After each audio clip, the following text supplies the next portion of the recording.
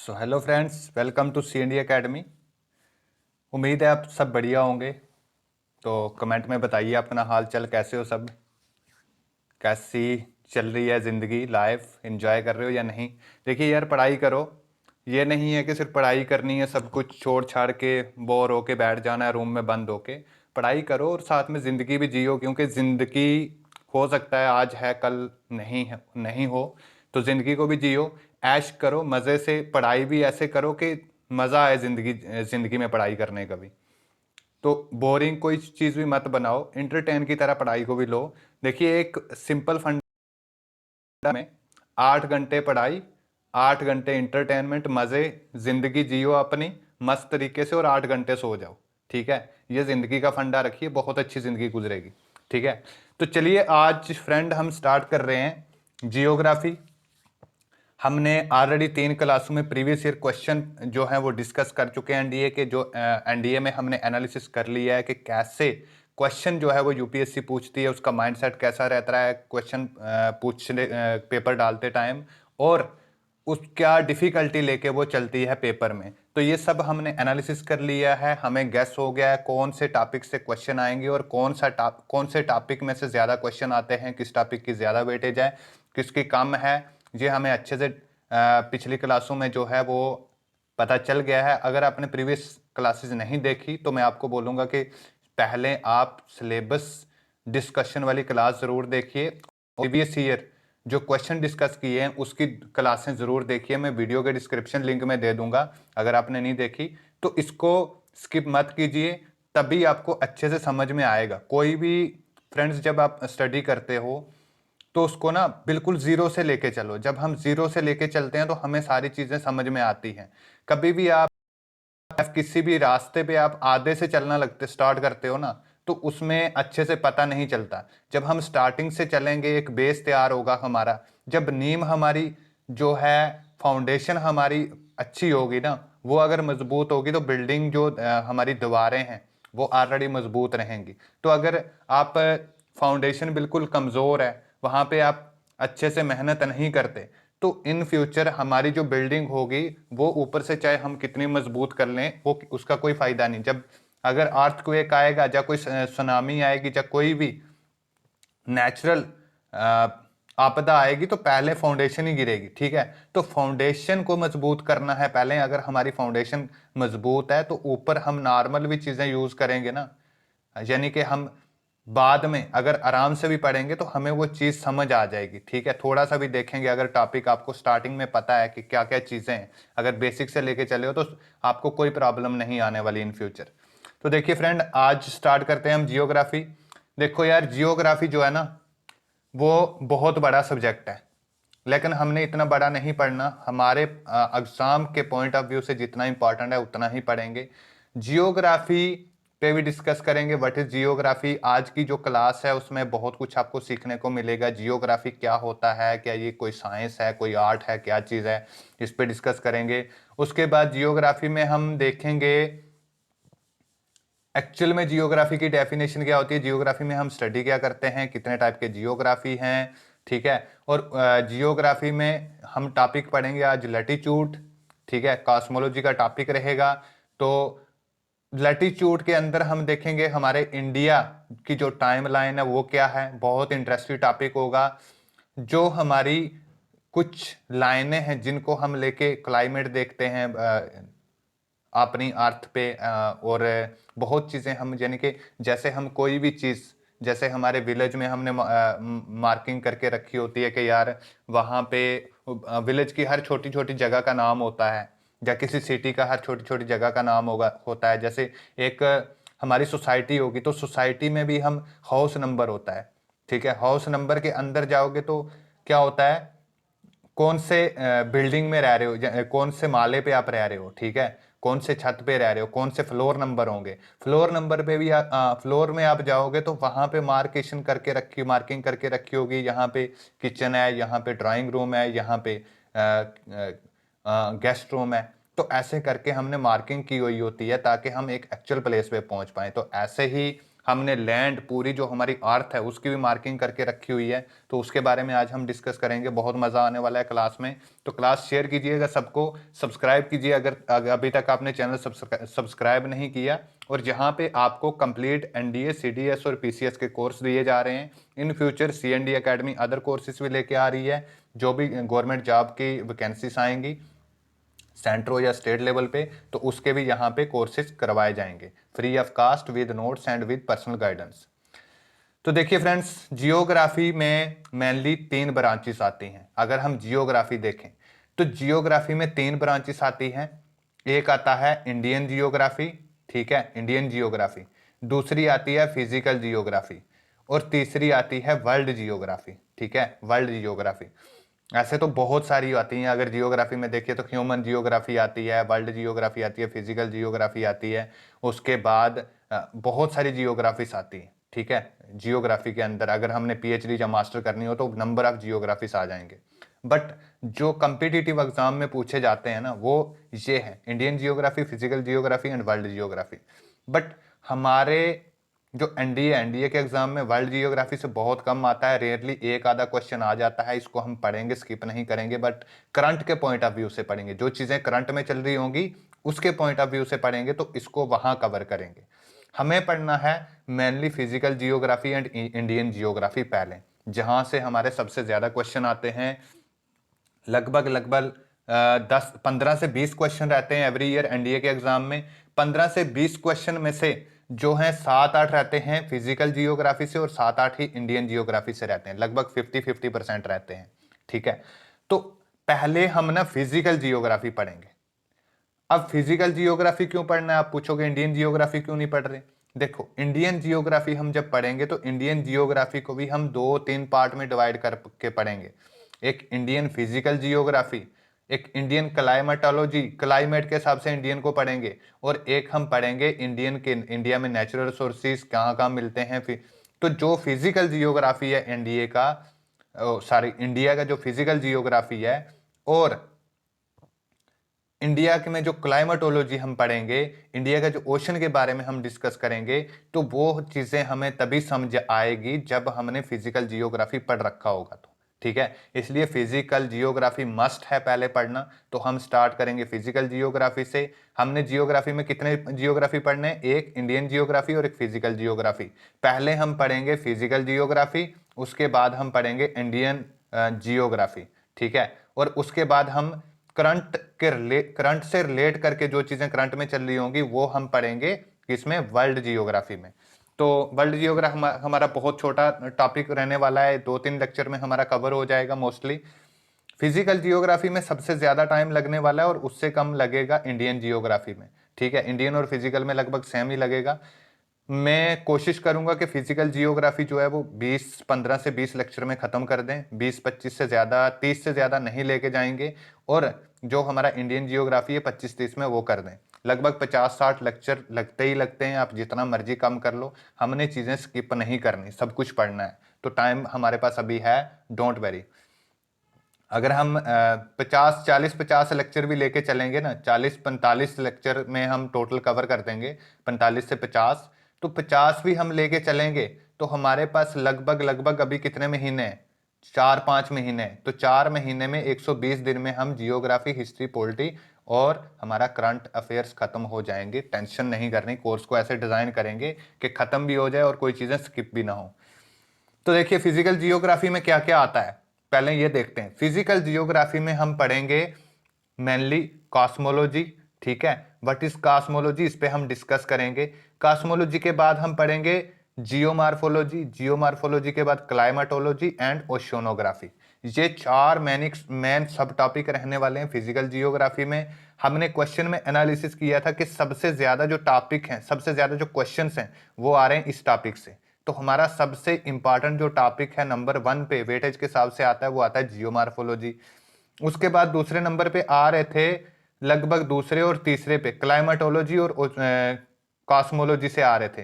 तो second priority में दूंगा इसको, क्लाइमेटोलॉजी को, और थर्ड प्रायोरिटी में दूंगा कॉस्मोलॉजी को, और फोर्थ में दूंगा ओशियोनोग्राफी को, क्योंकि ओशियोनोग्राफी 1 या 2 क्वेश्चन पूछे जा रहे हैं। जियो मार्फोलॉजी से 3 से 4 क्वेश्चन आ रहे हैं, ठीक है, और 1 या 2 क्वेश्चन क्लाइमेटोलॉजी से ये आ रहे हैं और 1 या 2 क्वेश्चन कॉस्मोलॉजी से आ रहे हैं। तो जो टॉपिक आज हम पढ़ने वाले हैं कॉस्मोलॉजी का, वहां से हर एक पेपर में क्वेश्चन आया हुआ है। तो क्लास को स्किप मत करना, पूरी क्लास देखना, क्लास को शेयर करो। 100% गारंटी देके बोलता हूं कि एक क्वेश्चन इस टॉपिक से आएगा ही आएगा आपके एनडीए में, देख लेना। नहीं आया तो आके चैलेंज कर देना कि सर ये क्वेश्चन नहीं आया, इस टॉपिक से कोई भी क्वेश्चन नहीं आया। एवरी ईयर एक क्वेश्चन आया हुआ है लैटिट्यूड में से, और लैटिट्यूड में से इस बार भी क्वेश्चन आएगा ही आएगा, पक्का 100% श्योरिटी है। तो चलिए देखते हैं, आज का हम टॉपिक पे चलते हैं। पहले हम देखते हैं कॉस्मोलॉजी होता क्या है। देखिए, व्हाट इज कॉस्मोलॉजी। कॉस्मोलॉजी में मेनली हम स्टडी करते हैं 4 चीज़ों की। देखो, ज़्यादा जो डेफिनेशंस वगैरह, डेफिनेशंस में जाना ही नहीं है, ना ही हमें कोई साइंटिस्ट बनना है, तो साइंटिफिक डेफिनेशनों से हमें कोई मतलब नहीं। हमें ये पता होना चाहिए कॉस्मोलॉजी में आता क्या है, भला क्या है, इसमें क्या स्टडी क्या करना है, ठीक है। तो कॉस्मोलॉजी में जो स्टडी करना है वो करना है हमने लैटिट्यूड्स के बारे में। यानी कॉस्मोलॉजी में मोस्टली हम स्टडी करते हैं अर्थ का जो आउटर पार्ट है उसकी, अर्थ का रोटेशन, जो फिजिकल स्ट्रक्चर है अर्थ का वो कैसा है, ठीक है, ऑन द ग्राउंड। तो लैटिट्यूड्स क्या होती हैं ये भी हम देखेंगे। लैटिट्यूड्स से हमने अर्थ को एक तरह से डिमार्केट किया हुआ है। ये लाइन्स हैं, इमेजिनेटेड लाइन है, कोई एक्चुअल में लाइन नहीं है बट इमेजिनेशन की हुई है। फिर लॉन्गिट्यूड्स हैं, तो लॉन्गिट्यूड्स भी ऐसे ही लाइन्स हैं, एक मार्किंग की हुई है। उसके बाद स्टडी अबाउट डिफरेंट प्लैनेट्स, बहुत सारे प्लैनेट। देखिए, जो हमारे कॉस्मोलॉजी में मेनली चीज़ें आती हैं, हम जहाँ पे स्टडी करते हैं stars, family of stars, stars के बारे में, हमारा जो ब्रह्मांड है ना, ब्रह्मांड और लैंड के बारे में हम स्टडी करते हैं। लैंड की फॉर्मेशन कैसे हुई, फिर उसके बाद डिफरेंट प्लैनेट्स की फॉर्मेशन कैसे हुई, डिफरेंट हमारे जो पूरा ब्रह्मांड है, ठीक है, उसमें क्या क्या चीज़ें आती हैं। तो देखो, हम चीज़ें वही पढ़ेंगे जो हमारे एग्जाम के पॉइंट ऑफ व्यू से इम्पॉर्टेंट हैं। ये मत बोलना कि सर आपने चीज़ें स्किप कर दी हैं। हाँ, हम कुछ चीज़ें स्किप करने वाले हैं जो हमारे एग्जाम में कभी क्वेश्चन आया ही नहीं, ठीक है। ब्लैक होल क्या होता है, जो हमारे फैमिली ऑफ प्लैनेट्स हैं, वो सिर्फ प्लैनेट का इंपॉर्टेंट चीज़ें देखेंगे हम, ठीक है। बट एक एक प्लैनेट के बारे में अलग अलग लेके हम डिस्कशन नहीं करेंगे, पूरा पूरा टॉपिक लेके। वहां से क्वेश्चन कभी नहीं पूछा गया। ना ही हम जो हमारे स्टार्स हैं, स्टार हो गया, या हमारे उसके अलावा जो बहुत सारी चीज़ें हैं हमारे ब्रह्मांड में, तो वहाँ से कभी क्वेश्चन नहीं आया हुआ। तो वहाँ वो चीज़ें हम डिस्कस नहीं करेंगे। जहाँ से क्वेश्चन आएगा वो चीज़ें छोड़ूंगा नहीं, और जहाँ से क्वेश्चन नहीं आया वो चीज़ें हम नहीं कवर करने वाले। ये चीज़ ध्यान रखना, हमने सिर्फ वही चीज़ें स्टडी करनी है जो क्वेश्चन में पूछा जाएगा। तो स्टडी अबाउट डिफरेंट प्लैनेट्स, हम प्लैनेट्स के देख लेंगे, सिर्फ फैक्ट्स देखने हैं प्लैनेट्स के। कौन सा प्लैनेट सबसे बड़ा है, कौन से प्लैनेट्स की कितनी सैटेलाइट्स हैं, कौन सा प्लैनेट का डे बड़ा होता है, छोटा होता है, उसकी ग्रेविटी कितनी है, उसकी ये वो दिखते, ये चीज़ें हमने फैक्ट्स देखने हैं बस। फैक्ट्स ही स्टडी करने हैं प्लैनेट में, और कहीं से क्वेश्चन नहीं आता। Rotation and revolution of earth, यहाँ पे हम देखेंगे how to formation of day and night, how to formation of season, ठीक है। जो हमारे सीजन है, स्प्रिंग सीजन आता है, ऑटम सीजन आता है, ठीक है। ऐसे ही कोल्ड, सर्दियाँ आती है, गर्मियाँ आती हैं, ये कैसे आता है इसके बारे में स्टडी करेंगे। डे नाइट कैसे बनता है इसके बारे में देखेंगे।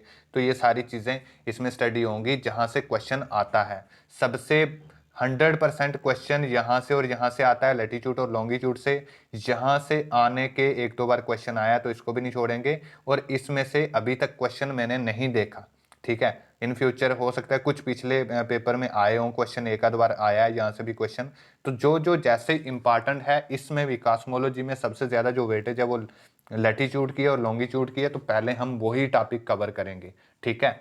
और मैं ऐसे कवर करने वाला हूँ कि आपको एक वे में भी चले सीधे में, कि आपको टॉपिक से टॉपिक कनेक्टेड रहे, इंटरलिंक रहे, और साथ में वेटेज के हिसाब से भी रहे। वेटेज वाला पहले हम डिस्कस करें और लेस वेटेज वाला सबसे लास्ट में डिस्कस करें।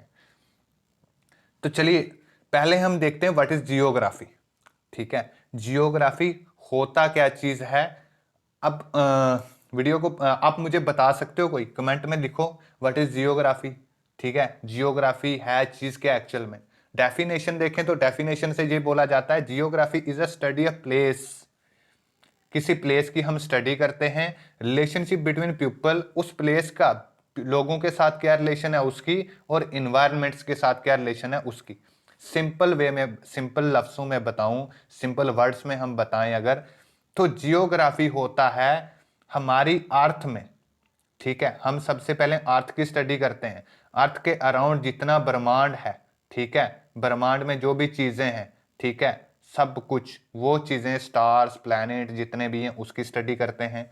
उसके बाद अर्थ के अंदर हम कितने तरह के क्लाइमेट्स होते हैं उनकी स्टडी करते हैं, इन्वायरमेंट, क्लाइमेट्स, एटमॉस्फेयर की स्टडी करते हैं, टेम्परेचर, प्रेशर, दिस दैट कैसे कम ज्यादा होता है इस सब की। ओशियन की स्टडी करते हैं अर्थ पे।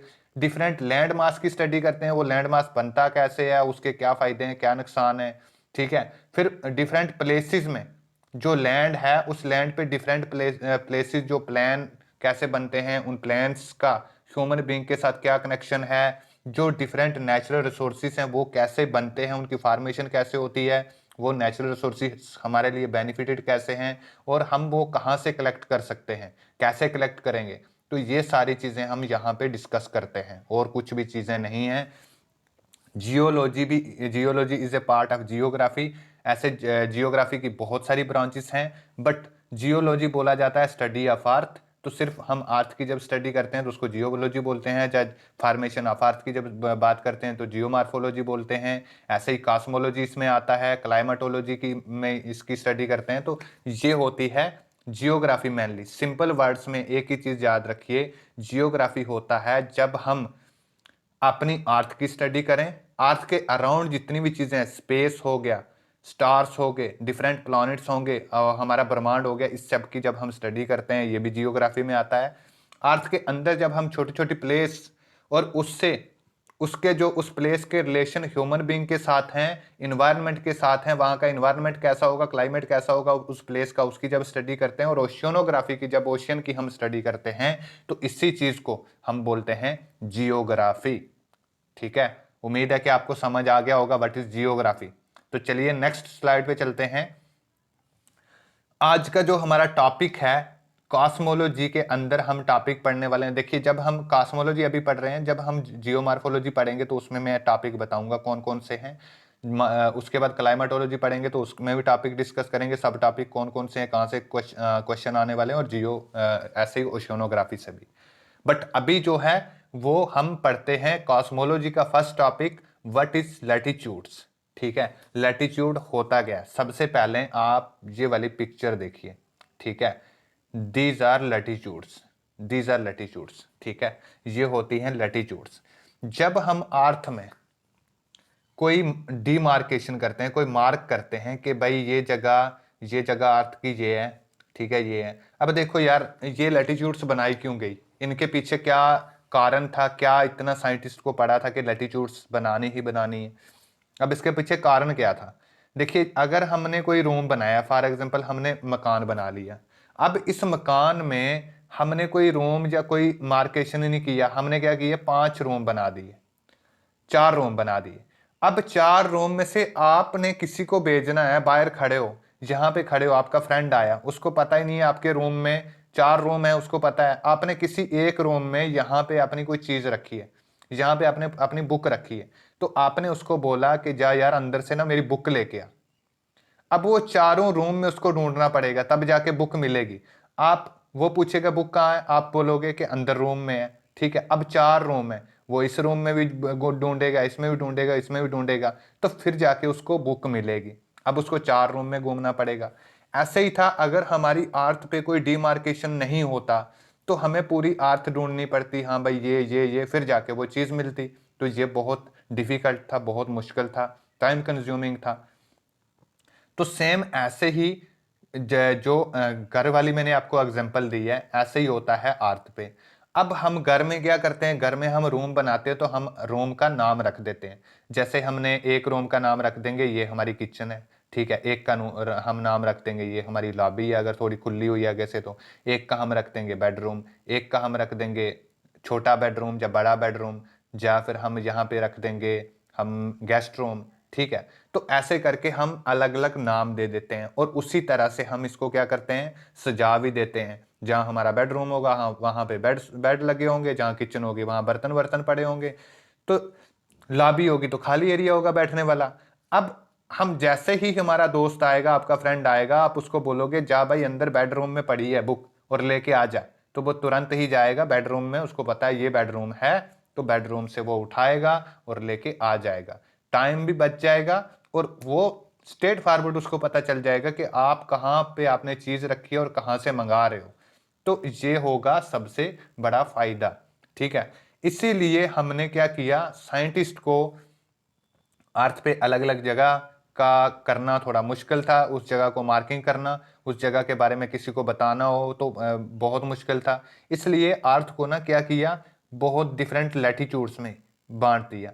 अब ये लैटिट्यूड्स जो हैं ये सिर्फ कोई मार्किंग लाइंस नहीं है जैसे हमारे रूम में फिजिकली होता है, ऐसे नहीं है। ये पूरी अर्थ है, बस इसको इमेजिनेशन कर दिया है, ठीक है। हमने अपने मैप में और अपने माइंड में इमेजिनेट कर दिया है कि हाँ जो सेंटर ऑफ अर्थ है वहां से जो लाइन गुजरेगी हम उसको इक्वेटर बोलेंगे या 0 डिग्री बोलेंगे, उससे ऊपर नॉर्थ वाली साइड हम 1 डिग्री नॉर्थ, 2 डिग्री नॉर्थ, ऐसे 90 डिग्री नॉर्थ तक जाएंगे, ठीक है। तो ये हमने इमेजिनेशन किया हुआ है। तो हम किसी को भी जब हम किसी कंट्री के बारे में या किसी कॉन्टिनेंट के बारे में डिस्कस करते हैं या किसी ओशियन के बारे में, तो हम तुरंत बोल देंगे कि भाई ये वाला ओशियन या ये वाली जो कंट्री है वो इस वहां से ये लैटिट्यूड पास होती है और यहाँ पे आप इजिली पहुंच सकते हो, ठीक है। तो ये था मकसद लैटिट्यूड्स को खींचने का, यही सेम मकसद था लॉन्गिट्यूड को भी खींचने का।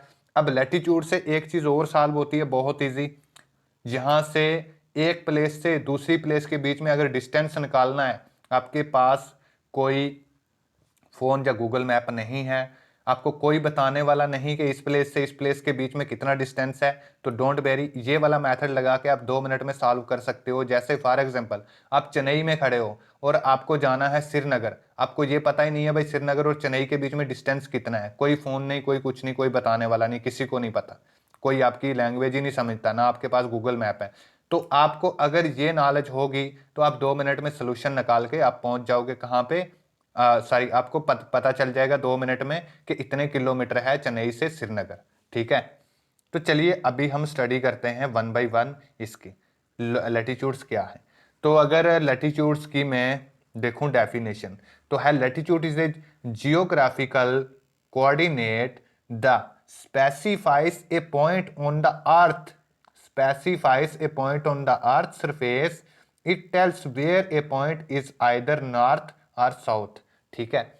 तो जो लैटिट्यूड्स हैं वो स्पेसिफाई करती हैं कि जो ये वाला अर्थ का पॉइंट नॉर्थ में है, साउथ में है, कहाँ पे है, जब मिडल में है, तो इससे हमें ये चीज पता चलता है। Latitude is an angle between 0 at equator and 90 degree at pole. देखो एक्चुअल में लैटिट्यूड्स क्या होती है, लैटिट्यूड कोई तुक्के से नहीं खींच ली गई, सिर्फ ऐसे ही हवा में नहीं कर दिया गया सब कुछ। हुआ क्या हुआ है, देखो ये जैसे हमारी अर्थ है, फॉर एग्जांपल ये हमारी अर्थ है। अब अर्थ के अंदर हम जब ड्रिल करके जाते हैं अर्थ के सेंटर में, तो अर्थ के सेंटर से जहां पे 0 डिग्री आएगा ना, तो उसको हमने बोल दिया 0 डिग्री लैटिट्यूड। जहां पे 1 डिग्री का एंगल आएगा, 0 डिग्री का एंगल होगा, यहां पे देखो ये वाला अर्थ का सेंटर है अंदर, ठीक है, ये अर्थ का अंदर सेंटर है, और यहाँ पे जो 0 डिग्री आ रहा है, अगर मैं ऐसे करके अपना डी रखता हूं, ठीक है, ये मेरा डी है, ये मेरा डी है, ऐसे करके मैंने रखा, ठीक है। साउथ वाली साइड मैंने क्या रखा, पॉइंट। जब मैं नॉर्थ वाली साइड भी रखूं ऐसे ही, तो वही सेम आएगा। तो यहाँ पे आएगा 0 डिग्री, ठीक है, यहाँ पे 0 डिग्री आएगा, और इसके अपोजिट यहाँ पे आएगा 180 डिग्री, बट उधर हमने नहीं जाना, हमने ऊपर जाना है, तो यहाँ 0 डिग्री आएगा। सेम ऐसे ही 1 डिग्री के एंगल पे 1 आएगा, 10 डिग्री के एंगल पे 10, 20 डिग्री के एंगल पे 20, 30 डिग्री के एंगल पे यहाँ पे 30 डिग्री था, तो 30 डिग्री के एंगल पे 30 आया, 40 वाले पे 40, 50 वाले पे 50, 60 वाले पे 60, और सेम ऐसे ही बिल्कुल जब हम सीधा खींचेंगे तो क्या होता है 90 डिग्री, बिल्कुल सीधा क्या होता है 90 डिग्री का एंगल। तो 90 डिग्री यहाँ पे आ जाएगा, यहाँ पे आ जाएगा 0 डिग्री। ऐसे ही सेम ये हो गया 90 डिग्री, ऊपर ऊपर जाते हैं तो इसको बोलते हैं नॉर्थ, जब हम नीचे आते हैं तो इसको हम बोलते हैं साउथ, ठीक है। तो नीचे वाली साइड भी हम 90 डिग्री लेंगे, बट नीचे वाली साइड के साथ हम लगाएंगे साउथ और ऊपर वाली साइड हम लगाएंगे नॉर्थ। ये देखिए बेटर समझने के लिए, ये वाली यहां पे देखो, ये यहां पे 0 डिग्री आया होगा, तो जो सेंटर वाली लाइन है 0 डिग्री पे आया, इसको हमने बोल दिया इक्वेटर 0 डिग्री।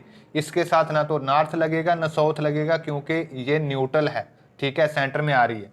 अगर आप जाओगे यहाँ पे, ये वाली जो है रेड वाली लाइन, ये वाली 23.5 डिग्री है, तो ये साउथ में है, ठीक है। ये कहाँ है, इक्वेटर से साउथ वाली साइड, तो इसको हम 23.5 23.5 डिग्री साउथ लिखेंगे। ये वाली डिग्री कहाँ पे है, ये वाली है 23.5 डिग्री नॉर्थ में, इक्वेटर से नॉर्थ में। इक्वेटर से देखना है आपने, इक्वेटर किसको बोलते हैं, जो 0 पॉइंट पे आए, सीधा बिल्कुल अर्थ के सेंटर से जो पॉइंट हो वहां पे 0 डिग्री होगा।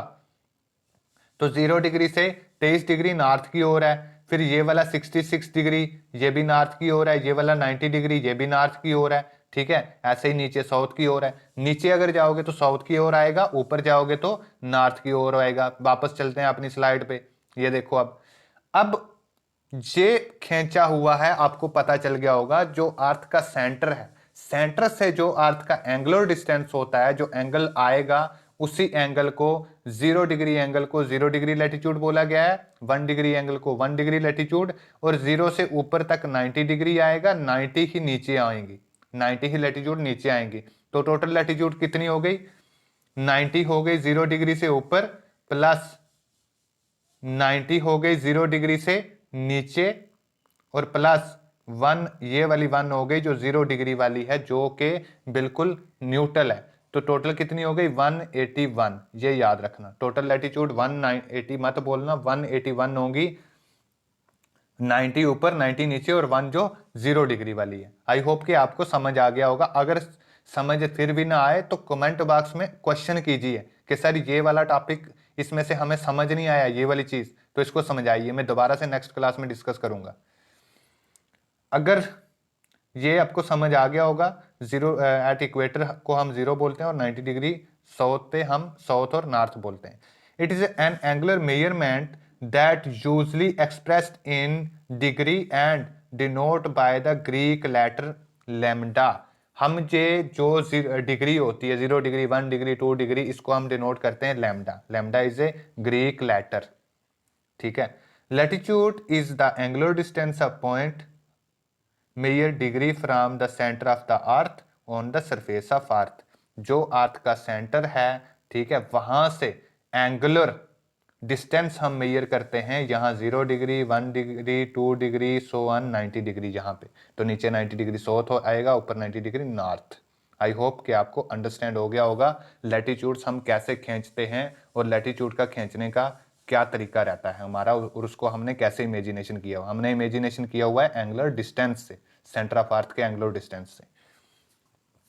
As the earth at pupil is slightly flatted. देखो अब जो हमारी लैटिट्यूड्स हैं, ये लैटिट्यूड जो है सबसे, यहां से क्वेश्चन आया हुआ है 2 बार, ठीक है, इसको ध्यान से समझना।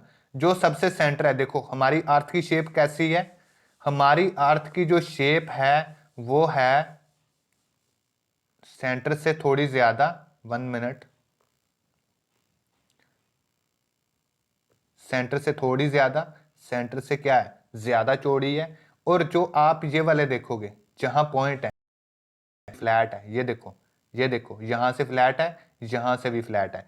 तो दोनों पोल से, नॉर्थ पोल पे भी और साउथ पोल पे भी हमारी जो अर्थ है वो फ्लैट है। जो हमारा प्लेनेट अर्थ है जिसपे हम रह रहे हैं, ये क्या है, फ्लैट है। और जो सेंटर है, यहां से सेंटर से सबसे ज्यादा चौड़ी है, सेंटर में से सबसे ज्यादा चौड़ी है, जो अर्थ का बिल्कुल सेंटर है वहां से सबसे ज्यादा चौड़ी है। तो क्वेश्चन में ये पूछा हुआ था सबसे ज्यादा लेंथ, मैक्सिमम लेंथ कौन सी लैटिट्यूड की है, तो मैक्सिमम लेंथ कौन सी लैटिट्यूड की होगी, जो बिल्कुल अर्थ के सेंटर में होगी। अर्थ के सेंटर वाली कौन सी है, 0 डिग्री। 0 डिग्री को क्या बोलते हैं, अभी पढ़ेंगे, इक्वेटर, ठीक है। जैसे ही आप ऊपर जाते जाओगे तो इसकी लेंथ कम होती जाएगी, और जब आप बिल्कुल 0 डिग्री पे आ जाओगे तो इसकी लेंथ बिल्कुल कम हो जाएगी। एक ऐसा पॉइंट आ जाएगा जहां पे बिल्कुल पॉइंट होगा, लाइन भी नहीं खींचेगी। ऐसे ही नीचे आओगे तब भी इसकी कम होती जाएगी लेंथ, और नीचे आओगे तब कम होती जाएगी, सेम प्रोसेस होगा।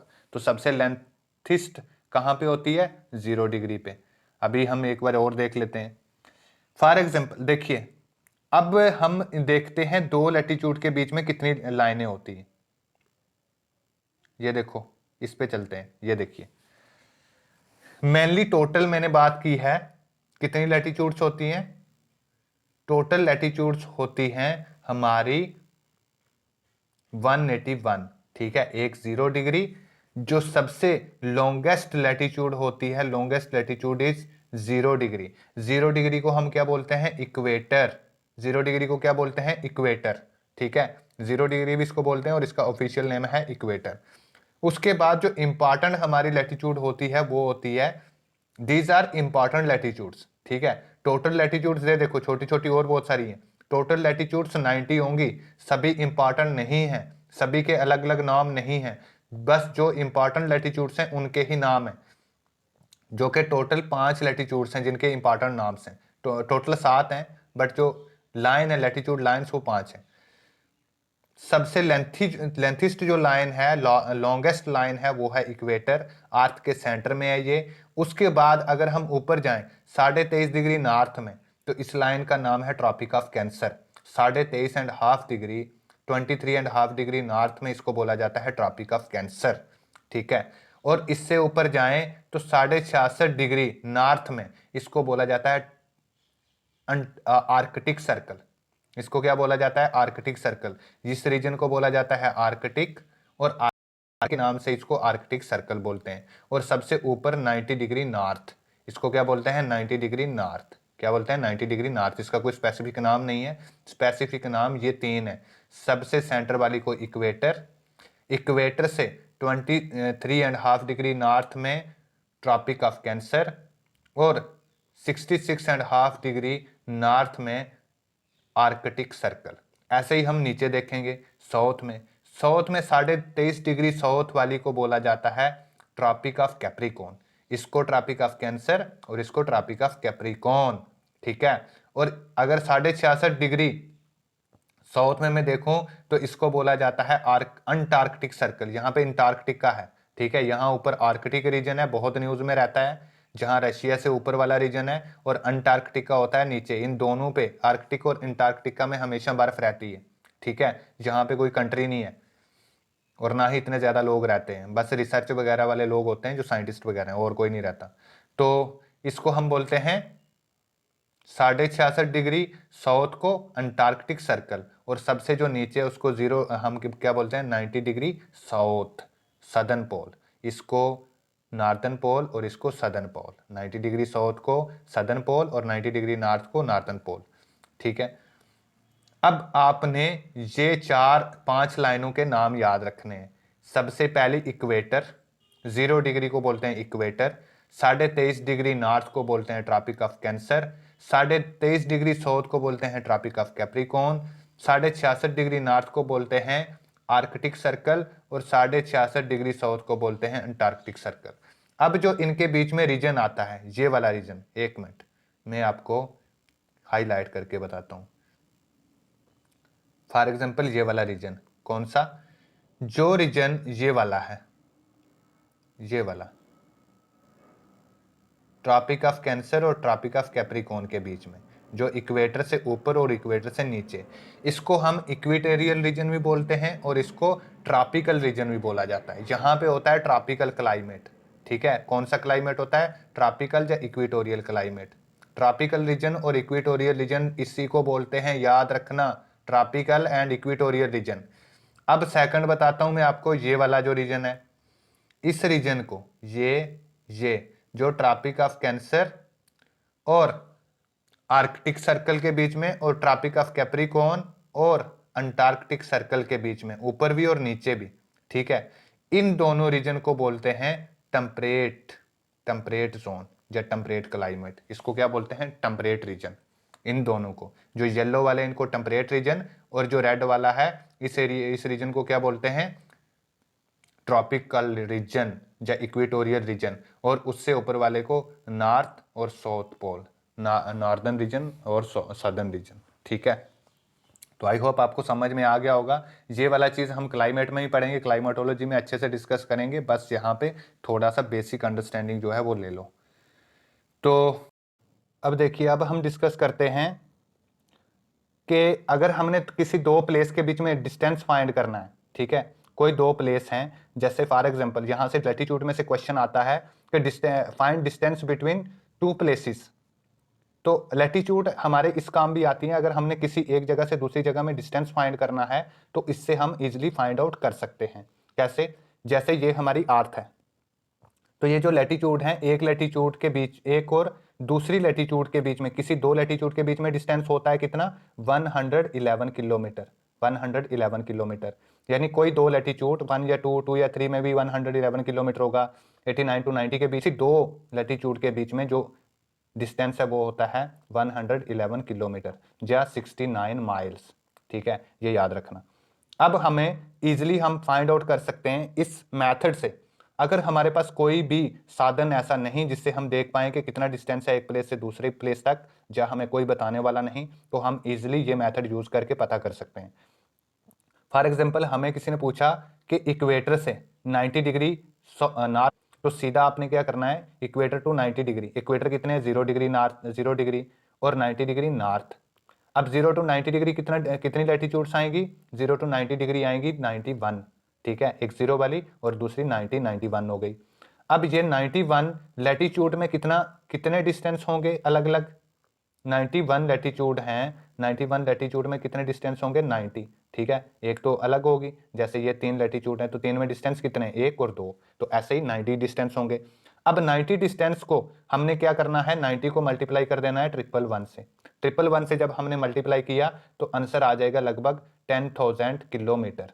ठीक है, अप्रॉक्सीमेट रखना है, और जो अप्रॉक्सीमेट आपका आंसर, आपका मल्टीपल चॉइस में जो भी आंसर उस अप्रॉक्सीमेट वैल्यू से मिलता जुलता होगा, नियर बाई होगा, हम ये मेथड यूज करके कोई भी एक किसी भी प्लेस का डिस्टेंस, हम किसी दो प्लेस या किसी दो लैटिट्यूड के बीच में हम डिस्टेंस फाइंड आउट कर सकते हैं। 111 kilometre distance between two latitudes, याद रखना। अब हम एक क्वेश्चन सॉल्व करते हैं। ये एग्जाम्पल कई बार पूछ लेता है क्वेश्चन में, कॉम्पिटिटिव एग्जाम में या एनडीए में भी एक आध बार क्वेश्चन पूछा हुआ है यहाँ से। फॉर एग्जाम्पल, हमें डिस्टेंस फाइंड करना है चेन्नई से जम्मू के बीच में, चेन्नई से जम्मू के बीच में। अब देखिए, जम्मू और Chennai, for example this is our India and there is Jammu and there is Chennai. तो चेन्नई से जम्मू के बीच में कितना डिस्टेंस है? सबसे पहले हमें पता होना चाहिए जम्मू से कौन सी लैटिट्यूड पास कर रही है, और चेन्नई से हम मान के चलते हैं लगभग 7 डिग्री लेके, 7 डिग्री नॉर्थ जो है वो पास कर रही है, और जम्मू से पास कर रही है लगभग 38 डिग्री तक है, तो लगभग 34 होगा। ठीक है, 34 या 33। अब 34 या 33 जो है वो कर रही है। अब ये यहाँ भी नॉर्थ है, 33 34 इक्वेटर से ऊपर है, तो नॉर्थ है 33, नॉर्थ फ्रॉम इक्वेटर। अब इसको अगर दोनों नॉर्थ नॉर्थ हो या दोनों साउथ साउथ, तो इन दोनों को माइनस कर देना है, बड़ी में से छोटी को, बड़ी वैल्यू में से छोटी को सब्ट्रैक्ट कर देना है। अगर साउथ और नॉर्थ हो, दोनों डिफरेंट साइन होंगे, नॉर्थ एंड साउथ, तो प्लस हो जाएंगे। अगर दोनों सेम पोल होंगे तो क्या करेंगे? डिस्ट्रैक्ट करेंगे, रिपेल करेंगे एक दूसरे को, तो ये नेगेटिव आएगा। ठीक है, अगर दोनों अलग अलग पोल होंगे नॉर्थ एंड साउथ, तो वो क्या करते हैं? अट्रैक्ट करते हैं एक दूसरे को। ठीक है, प्लस आएगा। तो 34 में से 7 को अगर हम सब्ट्रैक्ट कर दें तो पीछे कितने बचेंगे? पीछे बच जाएंगे 27। ठीक है, तो 27 बचेंगे। अब 27 को हमने क्या करना है? मल्टीप्लाई कर देना है। 27 हमारे पास बचे, 27 को हमने मल्टीप्लाई कर देना है 111 से। अगर हम 111 से मल्टीप्लाई करते हैं तो हमारा कितना आंसर आ जाएगा? हमारा आंसर आ जाएगा लगभग 2700 को 2700 आ जाएगा, और प्लस हम कर देंगे 275, 275 एंड 22 एंड 22, 275 एंड 75, 85, 95, 90, 97, 90, 27 और 29, 97, लगभग इतना 2,997 किलोमीटर जो है वो हमारा डिस्टेंस आ जाएगा। कितना आएगा? 2,997, लगभग 3000 किलोमीटर के आसपास जो है हमारा चेन्नई से जम्मू तक का डिस्टेंस रहेगा, ठीक है। और एक्चुअल में भी इतना ही है लगभग। अगर जम्मू से श्रीनगर देखें तो लगभग 3200 कुछ किलोमीटर है, तो यहाँ पे 3000 किलोमीटर के आसपास जो भी आपका ऑप्शन होगा वो करेक्ट रहेगा। अगर आपको फॉर एग्जाम्पल क्वेश्चन में पूछा जाता है कि आपको डिस्टेंस फाइंड करना है, find distance between 20 degree north and 30 degree south, ठीक है। तो अब क्या होगा, अब प्लस होगा क्योंकि एक साउथ का और एक नॉर्थ का है, तो दोनों प्लस होंगे, कितने हो जाएंगे 50 डिग्री हो जाएंगे। अब 50 डिग्री को हमने क्या करना है, 50 डिग्री को मल्टीप्लाई कर देना है, 50 डिग्री को मल्टीप्लाई कर देना है 111 किलोमीटर से। तो आंसर क्या आ जाएगा, लगभग 5500 किलोमीटर के आसपास, ठीक है। 5500 कुछ किलोमीटर होगा, इसके आसपास जो भी आंसर होगा वो आपका करेक्ट आंसर होगा। अगर ऐसे ही क्वेश्चन पूछता है आपको, फॉर एग्जांपल आपको डिस्टेंस फाइंड करना है, अब आप ये मत बोलना कि सब हमें एक एक लैटिट्यूड याद करनी पड़ेगी, ठीक है। लैटिट्यूड या तो उसने दे रखी होंगी कि इस और इस लैटिट्यूड के बीच में फाइंड करो, अगर वो नहीं दी होंगी तो आपको बहुत फेमस प्लेस दे देगा, जब बहुत बड़ी कंट्री दे देगा तो कंट्री के बीच में से थोड़ा थोड़ा हल्का सा आइडिया आपको रहेगा। इक्वेटर कहाँ कहाँ से पास होती है वो पता कर लेना, वो मैं आपको पढ़ा दूंगा, वो अगर पता होगा ट्रॉपिक ऑफ कैंसर और ट्रॉपिक ऑफ कैप्रिकॉर्न कहाँ कहाँ से पास होती है, तो आप इजिली आइडिया लगा सकते हो कि यहाँ आसपास से कौन सी जो लाइन है वो पास हो रही होगी। तो वर्ल्ड मैप में हम पढ़ेंगे भी, थोड़ा बहुत इसको डिस्कस करेंगे। फॉर एग्जाम्पल आपको फाइंड करना है 20 डिग्री साउथ और 30 डिग्री साउथ के बीच में डिस्टेंस, तो यहाँ पे क्या होगा, माइनस होगा क्योंकि दोनों क्या है, सेम साइन है, तो सब्ट्रैक्ट करेंगे एक दूसरे को। तो 30 में से 20 को माइनस किया पीछे 10 डिग्री साउथ, तो 10 डिग्री साउथ को 10 को मल्टीप्लाई कर देंगे 111 से, कितना आ जाएगा, लगभग 1111 किलोमीटर, 1100, ठीक है। 1100 किलोमीटर के आसपास जो भी आंसर रहेगा वो आपका करेक्ट आंसर होगा। तो ये हमारा टॉपिक लगभग हो गया है। थोड़ा सा हम देख लेते हैं जो हमारी कहाँ कहाँ से पास होती है। देखिए जो हमारी इक्वेटर है, इक्वेटर जो है वो पास होती है, this is equator 0 degree. Equator जो है ये पास होती है कहाँ से, साउथ अमेरिका से, अफ्रीका से और एशिया से, 3 कॉन्टिनेंट से ये पास होती है। उसके बाद अगर हम देखें ट्रॉपिक ऑफ कैंसर, तो tropic of cancer 23.5 degree north है, ये पास होती है नॉर्थ अमेरिका से, ठीक है। उसके बाद अफ्रीका से और उसके बाद एशिया से। और जो ये है ट्रॉपिक ऑफ कैप्रिकॉर्न, ये पास होती है साउथ अमेरिका से, अफ्रीका से और ऑस्ट्रेलिया से। आर्कटिक सर्कल जो है ये पास होता है यूरोप से और नॉर्थ अमेरिका से और आर्कटिक सर्कल से। और अंटार्कटिका सिर्फ एक, ये सबसे कम कॉन्टिनेंट से पास होता है, कहाँ से, अंटार्कटिका से। तो बाद में हम देख लेंगे जब हम इंडियन जियोग्राफी पढ़ेंगे तो इंडिया से कौन कौन सी लाइन पास होती है, ये अगर आप ये थोड़ा सा पता है कौन से कॉन्टिनेंट से पास होती है, तो अगर आपको यहाँ पे पूछता है कि ब्राजील और यूएसए में कितना डिफरेंस है, तो आपको पता होना चाहिए कि ब्राजील के आसपास से कौन सी लाइन जाती है, ट्रॉपिक ऑफ कैंसर जो 23.5 डिग्री साउथ है। और यूएसए के आसपास से कौन सी जाती है, लगभग यहाँ से जाती है जो है 23.5 से ऊपर आ रहा है, तो लगभग 30 के आसपास रहेगा, 30 डिग्री नॉर्थ के आसपास। तो यहाँ से आप इजिली आइडिया लगा के एक तो आंसर फाइंड आउट कर सकते हो। आपको बहुत दूर दूर आंसर होंगे, बिल्कुल आसपास नहीं दे रखे होंगे वहाँ पे ऑप्शन, तो आप आंसर कर सकते हो। चलिए मिलते हैं नेक्स्ट क्लास में। Thank you so much, I hope कि आपको मज़ा आया होगा क्लास में। तो क्लास को शेयर कीजिएगा गाइस और चैनल को सब्सक्राइब कर दीजिए ताकि हमें और ज़्यादा मोटिवेशन मिले आपके लिए और ज़्यादा मेहनत करने का।